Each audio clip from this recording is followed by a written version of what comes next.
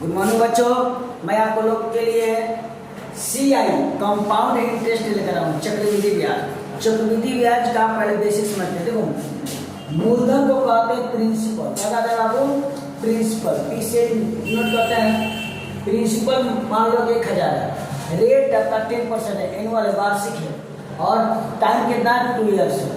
ब्याज दो प्रकार का होता है, एक साधारण ब्याज होता है, एक चक्रवृद्धि ब्याज होता है। साधारण ब्याज जो भी होगा हमेशा मूलधन पर ही इंटरेस्ट की कैलकुलेशन होती है। हमेशा मूलधन पर ही इंटरेस्ट की कैलकुलेशन होती है, चाहे एसआई हो, ऐसा नहीं, हमेशा एसआई सिंपल इंटरेस्ट मूलधन पर ही कैलकुलेशन होती है। चक्रवृद्धि देखो, 1000 रुपया का हम पहले सिंपल इंटरेस्ट समझते हैं। 1000 रुपये का 10% पे रेट क्या? 10%, माने 100 रुपये। 1000 का मतलब 100 रुपये का मतलब 10% का मतलब क्या हुआ? 100 रुपया पर 10 रुपया आपको साल में लगेगा, होगा इंटरेस्ट। तो 1000 का 10% कितना होगा? 1000 का आपका 10% माने 10/100। 100 से 2 जीरो कंसीडर 100 आएगा, तो 1000 का 10% कितना होगा? 100। 1000 का 10% देगा दूसरे साल। पहले साल में 100 रुपया होगा ब्याज, दूसरे साल में 100 रुपया ब्याज होगा, तो टोटल ब्याज कितना है? सिंपल इंटरेस्ट कितना होगा? इतना।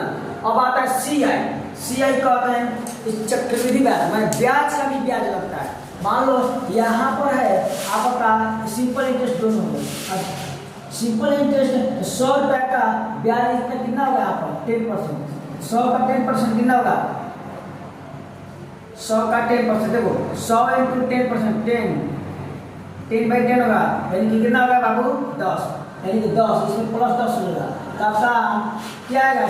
CI पर कितना होगा? टोटल देखिए, साधारण ब्याज भी और प्लस में चक्रवृद्धि है, ब्याज का भी ब्याज, मूलधन का जो ब्याज है वो भी, और ब्याज का ब्याज जो होता है उसको सबको कैलकुलेट करते हैं। आपका आता है CI, यानी कि 100 प्लस ये होगा 110 इक्वल टू कितना होगा? 210। 210 क्या आ गया? आपका CI आ गया, हाई सिंपल इंटरेस्ट। CI समझ में आ गया? CI कैसे निकलता है?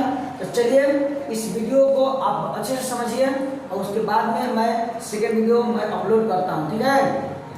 Thank you.